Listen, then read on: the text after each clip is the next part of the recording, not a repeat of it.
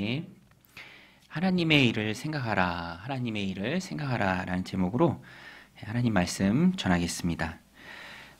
여러분, 송아지가 태어나서 얼마 만에 걷는지 아시나요? 반나절. 네. 태어나자마자. 네. 이렇게 대답을 잘 해주시니까 신년부터 참 힘이 나네요. 제가 목장을 해서 어렸을 때부터 여러 번 봤어요. 앞발부터 얼굴하고 나오잖아요. 사람이 당겨줘야 돼요. 그래서 앞발에 끈 묶고 항상 소 새끼 날 때 불러요. 엄마가 이렇게 아버지랑 당겨라. 그러면 이제 열심히 당기면 뚝 떨어지고 바로 걸으려고 해요. 바로. 그래서 빠르면 막 30분, 늦어도 1시간, 2시간 내에 걸어서 다닙니다. 그러면 초유의 면역력이 굉장히 많이 있잖아요. 면역 성분이. 그거 이제 짜서 먹이면 송아지가 그때부터 엄마가 안 필요해. 떨어져서 잘 지내요. 분유만 주면. 우유는 사람이 먹고 송아지는 분유 먹고. 근데 사람은 여러분 태어나서 걷는데 얼마나 걸리죠? 굉장히 오래 걸리잖아요. 10개월, 1년 엄청 오래 걸리잖아요. 그리고 돌봄을 필요로 하는 존재 아닙니까? 낳자마자 할 수 있는 게 없잖아요. 목도 못 가누고 보이지도 않아요. 돌봄이 없으면 안 되는 존재가 사람이고, 하나님은 사람을 돌봄을 필요한 존재로 만드셨습니다. 돌봄 속에서 그 아이가 성장하죠. 아름답게 성장합니다. 성장할 때 부모가 기쁘죠. 자라는 아이를 보며 기뻐하는 게 부모의 마음이고, 이 마음이 어디서부터 왔겠습니까? 그것이 다 하나님으로부터 온 것이죠. 때에 맞게 자라고 성장하는 자녀를 보며 기뻐하는 부모의 마음. 그래서 해가 바뀌면 꼭 부모님들이 그런 말 하잖아요. 얘야, 이제 1살 더 먹었으니까 이렇게 해야 된다라는 것을 말하죠. 사실 만 나이로 이제 세기 시작하니까 다 같이 1살 먹는 시대는 지났지만, 그럼에도 불구하고 부모의 마음에는 이 아이가 1살 먹은 걸 좀 알고 그 나이에 걸맞게 성장하고 또 책임감 있게 자라기를 바라는 부모의 마음이 있다라는 것입니다. 그 마음이 다 하나님으로부터 온 것이죠. 성도는 태어나고 자라야 해요. 여러분, 자라는 게 얼마나 중요합니까? 그것이 얼마나 부모의 마음을 기쁘게 해요. 오늘 본문에도 보면 예수님의 마음을 기쁘게 한 제자들이 나와요. 기쁘게도 하고 또 한편으로는 예수님께 꾸지람도 듣기도 합니다. 예수님이 제자들에게 말씀해 주시는 오늘 본문의 내용이 참 중요한데, 그런데 전제 조건이 하나 있습니다. 그 예수님의 말씀을 이해하고 또 깨닫기 위해서는 성장한 상태에서만 들을 수가 있어요. 여러분, 자녀들도 이제 어렸을 때는 어린 나름대로 좋고 또 크면 큰 대로 좋잖아요. 저도 아이들 어렸을 때 이렇게 품에 안아주고 번쩍번쩍 들고 했을 때 저희 사촌 누님이 그런 말씀을 하더라고요. 그렇게 애들이 쬐끔할 때 품에 안을 수 있고 들어서 옮길 수 있고 들어주고 안아줄 때가 참 좋다. 근데 저는 그때 하도 많이 들어서 이게 뭐가 좋다는 거지? 그렇게 느꼈어요. 잘 이해가 안 됐어요. 그런데 지금 생각해보면 그 말이 딱 맞아요. 품에 안고 들어줄 수 있고 들어서 옮길 수 있고. 지금 들으려고 그러면 인상 팍 씁니다. 못 들어요. 짜증내고 그러니까. 막내만 이제 제 소망이죠. 이제 열심히 들고. 그런데 아이들이 크면 큰 대로 또 좋다 이렇게 얘기해요. 큰 대로 좋다. 뭐가 좋은가? 공유가 돼요. 공유가. 내가 재밌어하는 걸 이 아이한테 얘기했을 때 아이도 같이 재밌어하고 토론할 수 있고 의견을 주고받을 수 있고 같이 즐거움을 누릴 수 있고 공감대가 되니까, 말이 통하니까, 프로그램을 봐도 영화를 봐도 같이 즐거워하니까, 대화가 되니까 거기서 오는 또 즐거움이 큰 거죠. 오늘 예수님이 제자들을 볼 때도 그게 참 좋은 거예요. 대화가 돼요. 이제는 예수님이 중요하게 여기는 그 사실을 제자들한테 말할 때 말할 수 있을 상황이 되고, 말한 것을 제자들이 이해할 수 있을 정도의 수준으로 자랐다라는 판단을 예수님이 하세요. 오늘 본문에 보면은 가이사랴 빌립보라는 곳에서 예수님이 제자들에게 묻습니다. 가이사라 빌립보, 지명이 꼭 나와요. 마태복음에도 나오는데 헤롯 빌립이 자기의 이름을 딴 도시입니다. 자기의 이름 빌립, 또 티베리우스 카이사르, 황제의 이름을 따서 가이사라 빌립보, 가이사라 빌립보. 사람이 주인인 것처럼 느껴지는 그 도시의 이름이지만 그곳에서 온 세상의 진짜 주인이신 예수님께서 제자들에게 묻습니다. 세상 사람들이 나를 뭐라고 하디? 나를 뭐라고 하느냐? 지금 공생의 사역을 2년 정도 했어요. 그래서 물어요. 사람들이 나를 뭐라고 하느냐? 제자들이 말합니다. 네, 예수님, 세례 요한이라고도 하고 엘리야라고도 하고 예레미야나 다른 선지자들 중에 한 명이라고도 합니다. 훌륭한 선지자, 훌륭한 사람들 중에 한 명이다. 제한된 예수님에 대한 이해죠. 그런데 여러분, 예수님이 사람들이 나를 향해서 뭐라고 하느냐라고 묻기는 하지만 그게 진짜 예수님이 궁금한 건 아닙니다. 예수님이 진짜 궁금한 것은 사람들이 그저 예수님을 훌륭한 사람들 중에 한 명이라고 생각하는 그런 모든 상황 속에서 거기서 살아가는 제자들은 예수님을 뭐라고 생각하는지 그걸 예수님이 궁금해 하시는 거예요. 그걸 알고 싶은 거예요. 그래서 물으신 거예요. 여러분, 물을 때는 궁금한 거잖아요. 확인하고 싶은 거잖아요. 그래서 예수님 물으십니다. 그러면 너희는 나를 누구라고 하느냐? 너희가 볼 때 나는 누구냐? 너희 눈에 비친 나는 누구냐? 이렇게 물어요. 확인하기 위해서 묻는 것입니다. 제자들이 성장했는지, 수준이 됐는지. 그런데 그때 제자들을 대표해서 베드로가 말하죠. 놀라운 고백입니다. 주는 그리스도시니이다. 마태복음에 보면 주는 그리스도요 살아계신 하나님의 아들이십니다. 우리 28절, 29절 우리 성경 보고 같이 한번 읽겠습니다. 28, 29절입니다. 시작.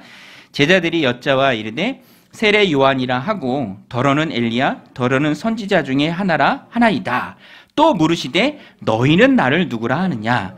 베드로가 대답하여 이르되 주는 그리스도시니이다 하매. 베드로의 대답이 정확하죠. 기뻐하셨습니다. 마태복음에도 보면 예수님이 굉장히 크게 기뻐하셨어요. 왜 기뻐하셨습니까? 이제는 됐다. 공유할 수 있는 거예요. 잘한 거예요. 얘기해도 알아들을 수 있는 수준이 됐다라고 예수님께서 평가하십니다. 제자들이 예수님에게 있을 앞으로의 일을 듣고 소화시킬 수준이 되었다라고 예수님 스스로 판단하신 거예요. 그래서 기쁘신 겁니다. 감당할 준비가 되었다. 예수님이 그리스도로서 십자가의 속죄물로서 죽임당해야 할 어린 양이라는 것을 이제는 제자들에게 말해도 되겠다. 그래서 제자들에게 드러내놓고 말씀하십니다. 31절인데요. 이것도 같이 한번 읽겠습니다. 시작. 인자가 많은 고난을 받고 장로들과 대제사장들과 서기관들에게 버림받아 죽임을 당하고 사흘 만에 다시 살아나야 할 것을 비로소 제자들에게 가르치시되, 비로소 그들에게 가르치시되, 비로소 됐다. 이제는 드러내놓고 말해도 되겠다. 제자들이 준비가 됐다라고 주님 판단하세요. 준비가 안 되었을 때는 기다려주고, 지금 시점으로 보면 십자가 사건을 1년 정도 앞둔 시기입니다. 공생이 한 2년 정도 시간이 흘렀어요.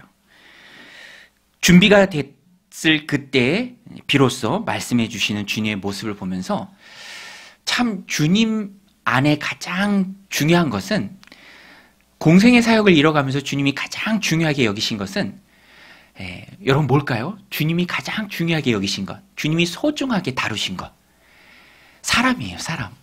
제자들. 예수님의 제자들을 향한 마음이 참 크고 또 귀했습니다. 저는 이 마가복음 쭉 강해 설교하면서 성도님들과 함께 나누는데 보면 볼수록 그게 크게 마음에 다가와요. 제자들이 중요했어요. 그 제자들을 기다려 주었습니다. 오늘 본문도 그거예요. 알아들을 수 있고 감당할 수 있고 소화할 수 있을 정도로 성장하기까지 친히 기다려 주신 예수님. 제자들이 예수님에게서는 가장 소중한 존재였습니다. 사랑하시고 세심하게 예수님 그래서 배려하십니다. 저도 말씀을 준비하면서 제가 안양에서 사역할 때 그때 같이 이제 사역하신 목사님, 제가 모시고 사역했던 목사님 참 좋으셨어요. 예. 꼭 귀하게 여겨주시는 마음으로 기다려주시는 분이었어요. 기다려주시는 분. 책은질하지 않고 기다려주시는 분. 그래서 늘 부담 주시지 않고 그런 말씀 많이 하셨어요. 아, 닥치면 다 하는데 뭐. 닥치면 다 한다. 그렇게 준비될 때까지 기다려주시는 모습이 참 마음에 많이 남고 거기서 따뜻함을 느끼는 거죠. 이제 사역하는 동기 목사님들 봐도 일은 힘들지 않은데 관계에서 힘든 경우가 참 많다라는 고백을 들을 때가 많아요. 여러분 우리도 그렇지 않습니까? 뭐 직장이든 공동체든 어디서든 뭐 심지어 가정이든 일이 힘든 게 아니잖아요. 마음이 힘들고 관계가 힘든 거잖아요. 그런데 참 예수님 잘 배려해 주십니다. 제자들을 배려해 주세요. 기다려 주시고 배려해 주십니다. 준비가 되었을 때 말씀해 주시는 거죠. 모든 초점이 제자들에게 있습니다. 그런데 오늘 본문을 보면은요, 제자들이 준비가 된 것도 있었지만 이해함에 있어서 좀 잘못 알고 있는 것도 있어요. 오해하고 있는 것도. 그것도 역시 베드로의 말을 통해서 드러납니다. 완전히 잘못 알고 있는 게 뭔가? 보세요. 예수님이 십자가에 죽을 것을 제자들이 들을 준비가 됐을 때 예수님 말씀하시죠. 그런데 베드로가 어떻게 반응하는가? 베드로가요, 정색을 합니다.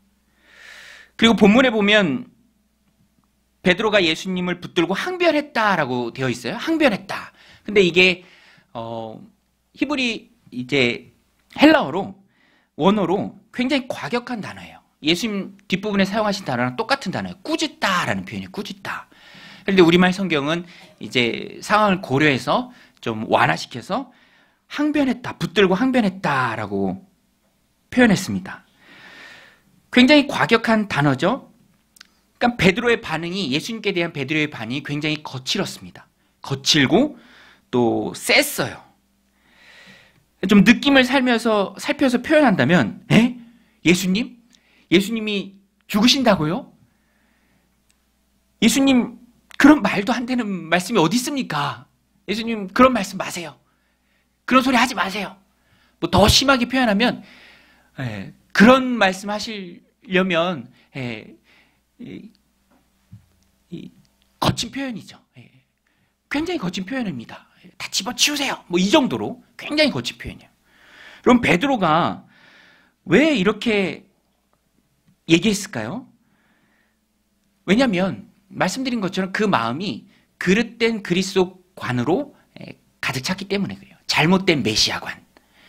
베드로도 거기서 벗어날 수는 없었습니다. 당시에 많은 사람들이 원하는 메시아는 강한 메시아였어요. 영광의 메시아, 왕으로 오는 메시아. 물론 그것도 맞는 말이죠. 하지만 어린 양, 죽임당하신 어린 양, 종으로 오신 종으로서의 메시아, 그분들은 다 놓쳤습니다. 베드로도 똑같아요. 그러니까 예수님의 말이 납득이 안 가는 거예요. 예수님 정치적으로 우리나라도 식민지 해서 잘 알잖아요. 로마의 압제를 받고 있습니다. 로마 정부를 뒤엎고 다시 자유를 찾아다 줄 정말 힘세고 강한 민족의 지도자, 다윗의 그 영광을 재현해낼 그 힘센 왕으로 오는 메시아를 기다리고 있는데, 그 생각으로 지금 가득 차 있는데 예수님 하신 말씀이 예루살렘에 올라가서 죽는다, 십자가에 못 박힌다. 그러니까 그게 이해가 안 되는 거예요. 받아들여지지가 않는 것입니다. 물론 베드로 안에 예수님을 사랑하는 애정도 가득하죠. 그러니까 예수님 죽으신다, 십자가에 못 박혀 죽으신다, 그 말이 납득이 안 되는 것입니다. 그리고 반응으로서 강하게 부정하는 거죠. 거칠게 부정합니다. 앞부분의 베드로의 신앙 고백은 훌륭했습니다. 그러나 주님의 말씀을 듣고 보인 반응 때문에 예수님께 책망을 드려요. 베드로도 거칠게 항변했지만 예수님도 사람이 중요하니까 물러서지 않으세요. 단호하게 대처하십니다. 베드로한테 사탄아 물러가라 라고 말씀하세요. 우리 32절, 33절인데요. 주님도 물러서지 않고 베드로를 아주 단호하게 꾸중합니다. 32절, 33절 우리 같이 한번 읽겠습니다. 시작. 드러내놓고 이 말씀을 하시니 베드로가 예수를 붙들고 항변하매 예수께서 돌이키사 제자들을 보시며 베드로를 꾸짖어 이르시되 사탄아 내 뒤로 물러가라. 내가 하나님의 일을 생각하지 아니하고 도리어 사람의 일을 생각하는도다 하시고. 저는 이 말씀을 보면서 신앙 고백은 훌륭해도 주님을 향한 사랑이 많을지라도 잘못 이해하고 있다면 예수님 앞에 장애물이 될 수 있어요. 책망의 대상이 될 수 있습니다. 꾸중의 대상이 될 수도 있어요. 신앙생활 열심히 하면서도 주님께 욕먹을 수 있어요. 참 그런 위험 요소가 있습니다. 왜냐하면 우리가 무엇을 생각하느냐가 중요하기 때문에 그래요. 무엇을 생각하느냐가. 여러분, 베드로가 왜 단호하게 예수님한테 꾸중을 듣습니까? 베드로가 사탄아 물러가라 라는 그런 심한 말을 예수님한테 들은 이유가 무엇입니까? 지금 예수님의 앞길을 막으려고 하는 거예요. 예수는 그리스도는 하나님이 세우신 사명을 받은 사람을 뜻합니다. 특별한 일을 맡은 사람이에요. 그 일이 무엇입니까? 로마 정부를 뒤엎는 정치적 메시아가 아니라 죄와 사망에 붙들려 있는 사람을 구원하기 위한 구속자. 자기 자신을 희생 제물로 죄값으로 십자가에 드리기 위해 이 땅에 오신 구세주. 그것이 예수님의 사명인데 베드로가 그것을 부인하는 거예요. 뜯어 말리는 거예요. 사탄아라고 주님이 부르신 이유가 베드로의 그 마음을 뒤에서 마귀가 조종하고 있기 때문에 그래요. 그것을 통해서 역사하고 영향력을 끼치고 예수님의 길을 막기 때문에 그런 것입니다. 그래서 베드로에게 예수님이 말씀하신 거예요. 사탄아 내 뒤로 물러가라. 그리고 베드로를 책망하시죠. 책망하신 이유입니다. 33절 뒷부분에 나오죠. 책망하신 이유 예수님께서 너무나 명확하게 말씀하십니다. 내가 하나님의 일을 생각하지 아니하고 도리어 어떤 일을 생각합니까? 사람의 일을 생각하는도다. 하나님의 일을 생각하지 않고 사람의 일을 생각했어요. 베드로는요, 정치적인 메시아로서 예수님이 예루살렘에 입성하고 또 그 능력을 발휘해서 로마 정부를 뒤엎고 다윗의 영광의 나라를 재건할 때 왜 없었겠습니까? 베드로 안에 그런 마음이 있었죠. 한 자리 할 마음. 그렇죠? 나중에 세베대의 아들들이 선수 쳤을 때 다른 제자들도 다 화내잖아요. 화낸 게 예의 없이 예수님한테 그런 말 했다고 하는 게 아니라 자기들 제치고 먼저 얘기했다고 화낸 거예요. 뼛속까지 제자들은 잘못된 그리스도관을 가지고 있었습니다.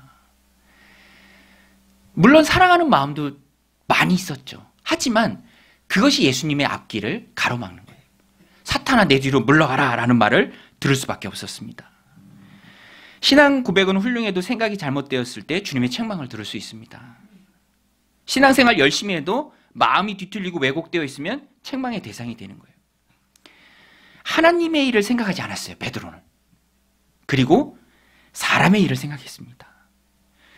여러분, 오늘 우리도 신앙생활하면서 이 오류에 빠지지 않도록 조심해야 합니다. 한번 따라하겠습니다. 우리는 하나님의 일을 생각해야 된다. 이 신앙의 대원리입니다. 하나님의 일을 생각해야 돼요. 하나님의 일을 생각하지 않고 사람의 일을 생각하면 주님을 향한 사랑이 있어도 표현할 때 그것이 주님의 앞길을 막아요. 하나님의 일을 생각하지 않기 때문에 열심을 다해도 오히려 그것이 어려움을 가져올 수 있습니다. 잘못된 생각을 가지고 있었기 때문에. 사람의 생각이 가득하면 주님의 마음을 읽지 못해요.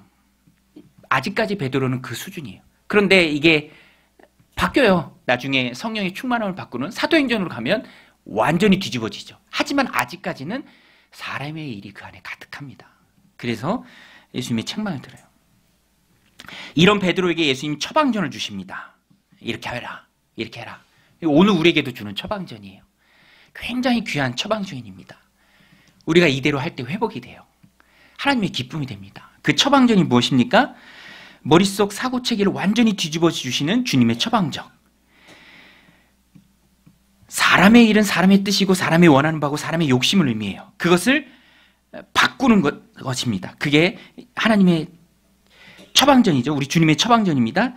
그게 뭐냐면 자기를 부인하고 예수님을 따르라라는 거예요. 자기를 부인하고 예수님을 따르라. 우리 한번 따라서 하겠습니다. 자기를 부인하고 예수님을 따르라.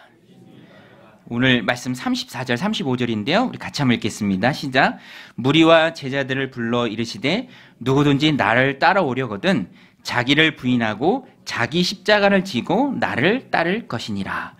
누구든지 자기 목숨을 구원하고자 하면 잃을 것이요 누구든지 나와 복음을 위하여 자기 목숨을 잃으면 구원하리라.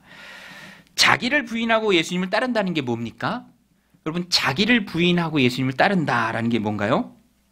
하나님의 뜻에 온전히 순복하는 것을 말합니다. 자기를 부인하고 예수님을 따르는 것. 자기를 부인하는 것. 자기를 부정하는 거예요. 자아가 죽는 것이죠. 여러분, 자아가 살아있으면 누가 내 자존심 탁 건드리면 가만히 안 있어요. 파르르 하죠. 자아가 살아있으니까. 근데 주님이 명령하십니다. 자기를 부정하라. 자기를 부인하라. 자기가 소중한 것이 아니라 하나님이 소중한 것. 하나님을 소중히 여기는 것. 내 욕심, 나의 뜻, 내가 원하는 바가 아니라 하나님의 뜻, 하나님이 원하시는 것, 하나님의 계획, 하나님의 나라. 거기에 무게 중심을 두는 거예요. 거기에 우선순위를 두는 것입니다. 그것이 자기를 부인하는 것이죠. 새벽 예배 때 신명기 말씀을 우리가 살펴보고 있는데 이스라엘 백성을 보면 자기를 부인할 때가 있고요. 자기 자신이 시퍼렇게 살아있을 때가 있어요. 우리 매일 성경으로 새벽마다 말씀을 나눌 때 보면 신명기가 지난날 과거의 회상이잖아요.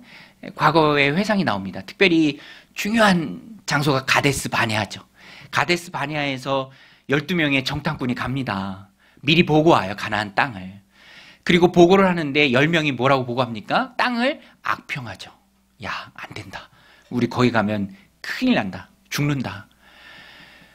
그런 부정적인 말이 또 금방 퍼지잖아요. 60만 3,550명입니다. 전체 인구가. 그런데 다 자기를 부정하지 않아요. 자기가 너무 소중해요. 죽으면 큰일 나니까. 안 되니까. 다 돌아가자고 얘기합니다.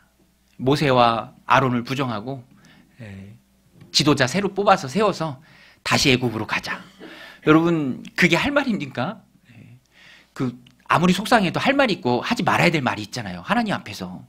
하나님 여기까지 어떻게 그들을 이끄셨는데 스스로를 메뚜기라고 비하하고 하나님의 계획은 안중에도 없고 하나님의 뜻은 안중에도 없고 자기가 너무 소중해. 죽으면 큰일 나. 그러니까 시도해 볼 생각도 못해요. 자기가 아주 시퍼렇게 살아있는 거죠. 돌아가자. 돌아가자. 그 말씀에 보면 잘 나옵니다. 돌아가요. 광야로 돌아갑니다. 그때부터 40년이 된 거죠. 오늘 말씀이랑 딱 맞아요. 우리 35절 같이 한번 읽겠습니다. 한 번 더 읽을게요. 35절 시작.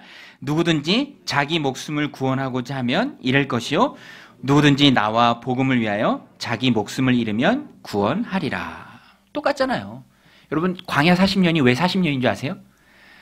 왜 40년이나 걸렸습니까? 저도 성지순례 갈 때 거기 지났거든요. 물론 버스 타고 지났지만 2시간이면 가요. 그 거리가 일주일이면 충분히 갈 거리입니다. 이집트에서 팔레스타인 땅까지. 그런데 40년이에요. 이유는 하나예요. 부정했던 사람들, 자기를 부정하지 못하고 하나님의 뜻을 부정했던 사람들, 살려고 발버둥 쳤던 사람들, 그 사람들 죽는 시간 기다려주기에 40년이에요. 너무너무 안타깝죠. 여호수아와 갈렙 제외하고는 다 못 들어갑니다. 사로잡힐 거라고 했던 1.5세대 자녀들, 그리고 광야에서 태어난 2세대들, 그들이 들어가는 거예요. 오늘 말씀이랑 너무 똑같죠? 누구든지 자기 목숨을 구원하고자 하면 잃을 것이요 누구든지 나와 복음을 위하여 자기 목숨을 잃으면 구원하리라. 역설의 진리입니다. 신앙의 원리예요.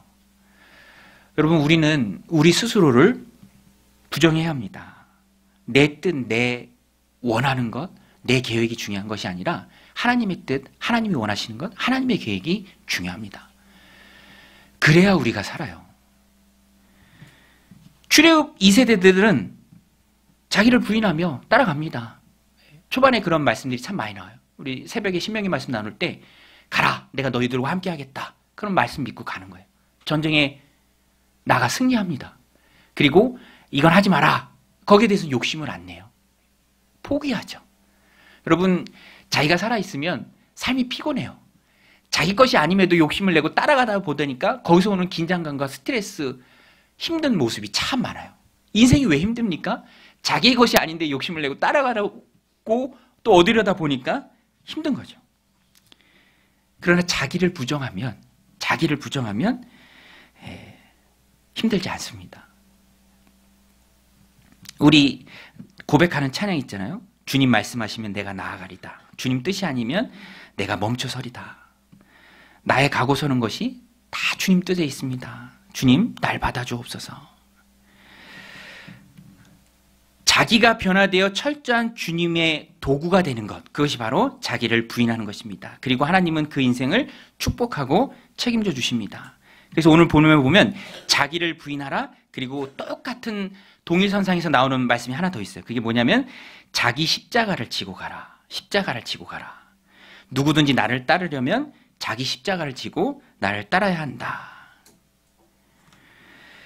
십자가는요, 누구나 다 있습니다. 여러분 아시죠? 이 말씀도 드러나 있진 않지만 그 내용이에요. 십자가는 누구에게나 다 있다라는 거예요.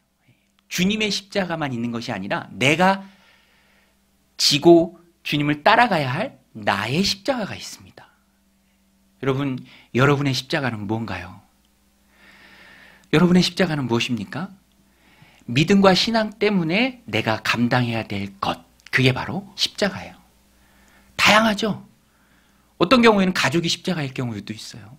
배우자가 십자가일 경우도 있습니다. 공동체 속에서 주님 내게 주시는 귀한 사명이 나의 십자가입니다. 주님이 원하시는 것은 그 십자가를 지고 자기를 부인하고 따라오라라는 거예요. 그것이 바로 하나님의 일을 생각하는 마음입니다. 사람의 일이 아니라 하나님의 일을 생각하는 마음. 십자가는 누구나가 다 있죠. 저는 목회자니까 저는 목회자로서의 십자가가 있습니다. 보람이 있을 때도 있고요. 어떤 때는 아픔의 십자가도 있습니다. 어떤 분이 그런 고백을 하더라고요. 이제 공동체를 옮길 때 너무너무 아프대, 마음이. 그런 표현을 하시더라고요. 전 그 표현이 참 마음에 와닿았어요. 심장이 뜯기는 것처럼 아프대. 심장이 뜯기는 것처럼. 근데 제가 왜 그런 표현이 마음에 와닿았냐면 목회자가 그럴 때가 좀 있어요. 심장이 뜯기듯이 공동체를 향해서. 제가 잠은 되게 잘 자거든요. 숙면을 합니다. 하나님께 잘 맡기려고 하니까. 근데 또 어느 때에는 이렇게 생각에 꼬리를 물면서 또 공동체를 생각하면서 잠이 오지 않고 이렇게 기도 가운데 계속 있을 때가 있어요. 저의 십자가죠. 공동체를 향해서 노심초사하는 마음. 이거는 누가 대신 져줄 수 있는 게 아닙니다. 그래서 목사님들이 잘 꾸는 꿈인데 그거 뭔지 아세요? 되게 신기해요. 한 번씩은 다 꿔요. 버스 운전하는 꿈 꿔요. 버스 운전하는 꿈. 버스가 평안히 갈까요? 안 가. 막 낭떠러지고 막 브레이크가 안 들고 막 그래요. 저의 십자가예요. 누가 대신 져줄 수 없는 저의 십자가입니다. 여러분들의 십자가도 있어요. 그거 부인하지 마세요.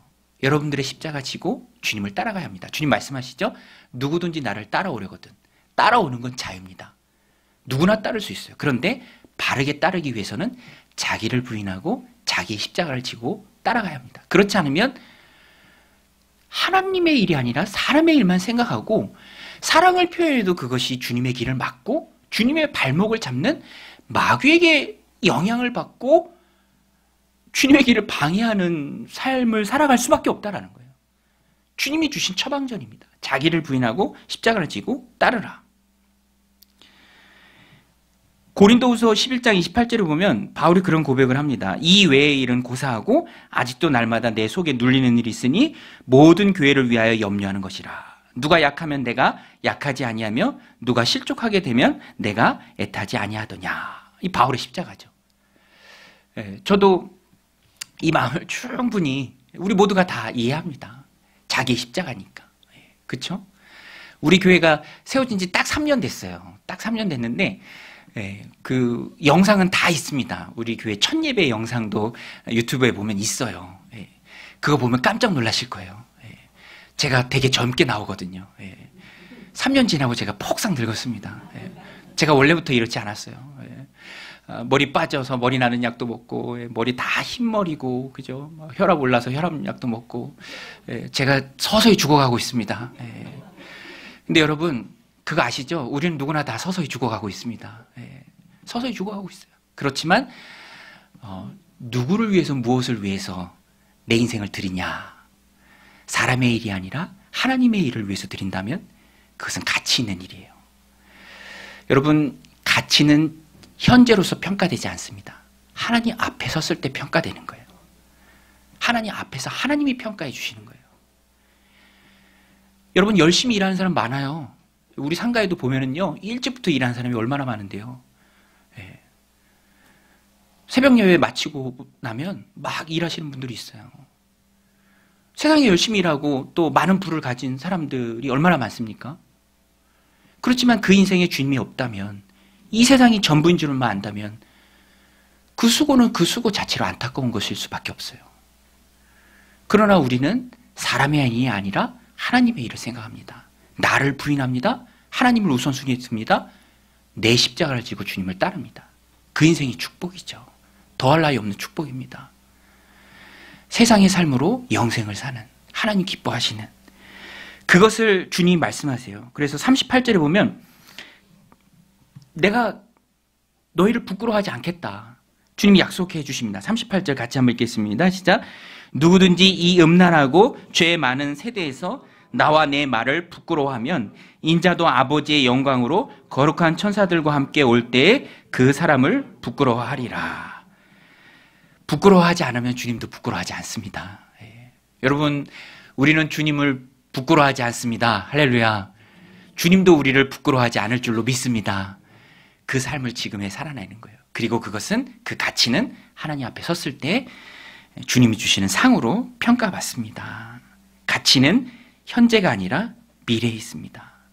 세상은 현재가 중요하다고 얘기하죠? 거짓말이에요. 그렇지 않습니다. 진짜는 하나님 앞에서 결정됩니다.